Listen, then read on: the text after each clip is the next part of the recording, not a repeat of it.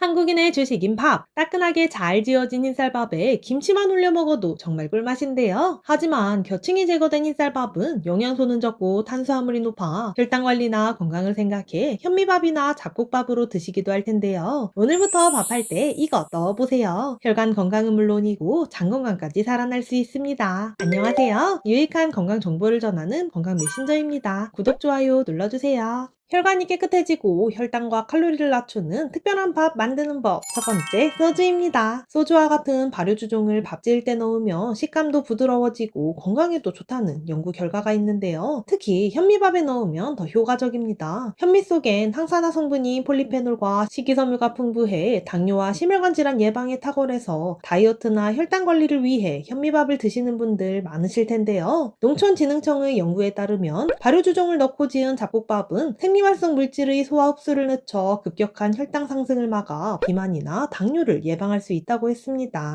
쌀 한 컵당 소주잔 한 컵 비율이 권장되는 양으로 쌀을 씻은 후 밥 짓기 직전에 넣으시면 되는데요. 알코올 향도 전혀 나지 않고 밥의 풍미가 더욱 깊어진다고 해요. 발효주종으로는 소주 외에도 진, 보드카, 사케 등 단맛이 없는 발효주종으로 대체하셔도 괜찮습니다. 두 번째는 기름입니다. 밥 지을 때 식물성 기름을 함께 넣으면 기름이 쌀의 전분을 코팅하는 효과가 있어 혈당 조절과 소화 과정에 도움을 주는데요. 갓한 쌀밥을 그냥 먹으면 쌀 안에 들어있는 탄수화물 전분이 빠르게 소화되어 포도당으로 전환되고 이 과정에서 혈당이 급격하게 상승하게 됩니다. 하지만 밥 지을 때 기름을 넣으면 쌀알이 기름으로 코팅이 되어 전분과 기름의 지방산이 만나 저항성 전분의 상태로 변하게 되는데요. 저항성 전분은 이름처럼 일반 전분보다 저항성이 있어 소화 속도가 느려져 혈당도 천천히 오르게 합니다. 이는 과식을 방지해 체중 관리에도 도움이 될 뿐만 아니라 밥의 질감을 더 부드럽고 윤기 있게 만들어주는데요. 보통 쌀 한 컵당 기름 1 작은 스푼 정도 비율이 권장되며 쌀을 씻은 후 밥 짓기 직전에 넣으시면 됩니다. 이때 넣는 식물성 기름은 건강한 지방산과 항산화 성분이 풍부한 올리브 오일이나 아보카도 오일로 추천드릴게요. 세 번째는 강황입니다. 강황의 주요 성분인 커큐민은 뛰어난 항산화 및 항염작용을 해 혈당을 안정시키는 데 도움을 주는데요. 실제로 미국에서 진행된 한 연구에 따르면 당뇨병 징조가 있는 전 당뇨 상태인 사람을 대상으로 9개월 동안 커큐민을 복용하게 한 결과 단 한 명도 당뇨병으로 발전하지 않았다고 해요. 강황 속 커큐민은 인슐린 저항성을 감소시키고 혈당 수치를 조절해 당뇨병에 직접적으로 도움이 될 뿐만 아니라 당뇨로 인해 발생하는 합병증 중 하나인 신장 손상도 예방할 수 있습니다. 하지만 안타깝게도 커큐민은 체내 흡수율이 낮아 그 효능을 보기 위해서는 흡수율을 높여줘야 하는데요. 후추를 함께 넣어보세요. 후추에 포함된 피페린은 커큐민의 생체 이용률을 최대 2000% 증가시킬 수 있습니다. 또한 커큐민은 지용성 성분이므로 앞서 소개드린 올리브 오일이나 아보카도 오일을 강황과 함께 넣어도 체내 흡수에 도움을 주는데요. 쌀 한 컵당 강황 1 작은 스푼, 기름 1 작은 스푼, 후추 한 꼬집 비율이 권장되며 쌀을 씻은 후 밥 짓기 직전에 넣으시면 됩니다. 네 번째는 식초입니다. 밥을 지을 때 식초를 넣으면 식초의 신맛을 내는 아세트산이 소화 속도를 늦추고 혈당 상승을 완화시키는데요. 밥뿐만 아니라 빵을 발사믹 식초에 찍어 드시는 것과 냉면에 식초를 쳐서 먹는 것도 같은 효과를 보실 수 있습니다. 밥할 때 식초를 넣는 방법은 두 가지가 있는데요. 쌀 한 컵당 식초 1스푼 비율로 쌀을 씻은 후에 넣어서 밥을 짓는 방법과 쌀 씻은 후 불리는 단계에서 식초 1큰술을 넣어 잘 섞은 후 30분 정도 후에 식초물은 버리고 다시 깨끗한 물로 밥을 해주는 방법이 있습니다. 두 가지 방법 모두 소화 속도를 늦춰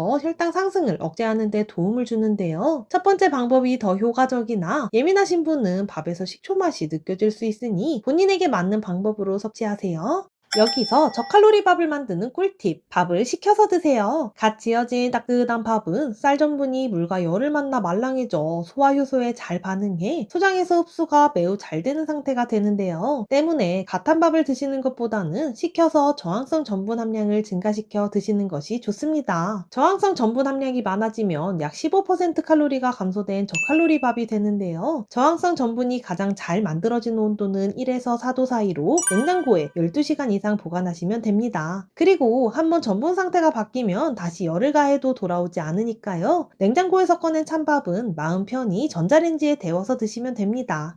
이거 하나만 주의해주세요. 밥을 바로 냉동 보관하는 것은 저항성 전분 상태로 바뀌지 않으니까요. 냉동 보관을 원하신다면 반드시 냉장고에 12시간 보관했다가 냉동실로 옮겨주세요. 그리고 아래 고정 댓글 보시면 건강에 도움되는 다른 영상도 확인할 수 있으니 꼭 확인해보세요.